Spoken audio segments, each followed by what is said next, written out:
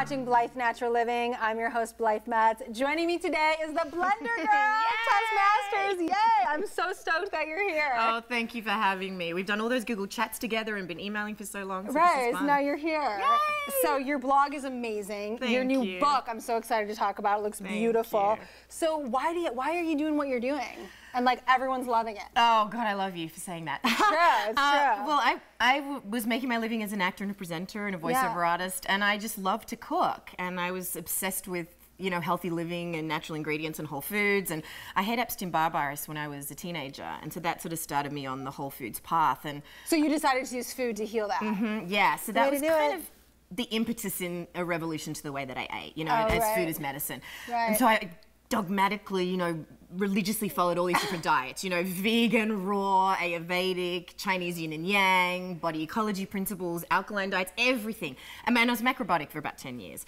But I felt really, really good, but not as good as I knew that I could feel. Right. Do you know what I mean? So any of those in particular wasn't everything for you. Exactly. Gotcha. So as soon as I embraced the concept of bio-individuality, that one blanket diet won't work for everybody, and I was sort of looking for the perfect test diet.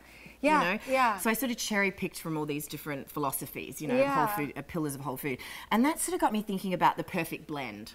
You know, a lot of people sort of call it, you know, the perfect pieces of the pie or something like that. But for me, it was the perfect blend. So I love my blender. Yes, we love the vita-mix. Yes, my vita-mix. Yes. And so I started thinking, wow. So I started searching on the internet, and nobody was really doing something really blender-focused the way that I wanted to do it, you know. So I started thinking, wow, I could really do something around this. And then the more I explored the blender as a method of food prep, it became a metaphor for how I live my life. So finding your perfect blend, and then I began asking people, what's your perfect blend? And it just sort of struck a chord with people, because everybody's perfect blend is different, you know? Not just the food we eat, but the blend of loving relationships, work, family, hobbies.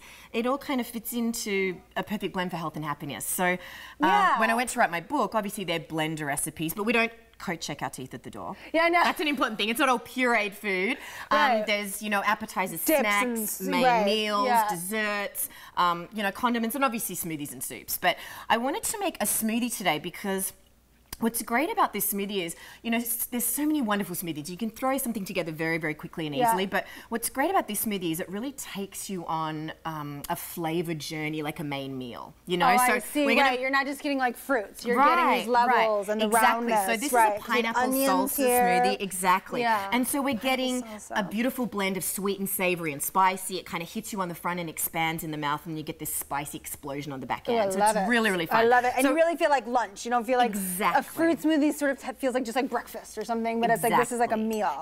So I always put the liquids in first, because that just helps to get the blades moving. What is that? What did you just put in? That's coconut water, about a cup. Coconut water, Then we're going to put, you know, a couple of tablespoons of lime juice in. Oh, great. Then I've got about 2.5 cups of pineapple. You can use frozen pineapple. In fact, I prefer to use it because you get a beautiful creamy texture, but this was so lovely and beautiful and fresh. It smells so good too. Exactly, it's like the aroma. Should I be zesting? That would be great if you could zest a bit of lime. And then we're going to put in about a cup of spinach.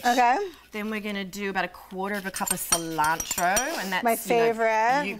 You know, it's got a beautiful pop to it. Then we'll do a couple of tablespoons of cucumber, which is about 1/4 of a regular cucumber. Maybe like a teaspoon of red onion, which sounds bizarre for a smoothie, but it's amazing. Pinch of salt. Really? Yeah, that's really a nice change of taste. It's just a nice pop, and not too much or it's going to sting you. Did you say about a tablespoon of chopped red onion? No, I'm going to do about a teaspoon or a teaspoon and a half. Any more than that, and I find it just kind of stings a little bit. And then we're going to do about a teaspoon of a jalapeno. And that's what's great about this. You know, there's spicy jalapenos and there's mild. And you never really know what you're going to get. As soon as you open it, you can kind of feel it hit your eyes and your fingers. So I would say start small, because you can always tweak to taste and add it, but we can't go back, you know.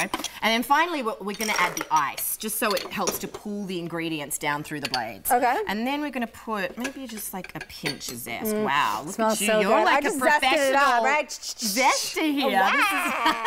This is amazing, but I love this zester because it catches everything. Great awesome. zester. All right, so that's it. And then we're just going to turn it on. Fantastic. And go for broke. All right. Hey! Beautiful. And we're going to try this. Oh, that zest smells so good. So are you adding the coconut nectar in there? Yeah, well, we're just going to taste it first. If you've got really sweet pineapple, you don't need it. But So that's just like in case the pineapple's a little hard. Gotcha. So I love that frothiness. The frothiness that the pineapple And you're going to get the does. frothiness with fresh pineapple, but if you're using frozen, then it's going to be really creamy and beautiful and smooth. Oh, so do you want to taste that with a spoon? Because it depends on the ripeness of your pineapple. Most of the time you don't need any sweetener, and we prefer not to use it because we want to use the natural sweetness of the fruit. But every once in a while you just need it. Fun. Tess Masters, you have done it. That is so creative. No, it doesn't need sweetener. That is so creative. I would never think to use onion in my smoothie, but it's fantastic.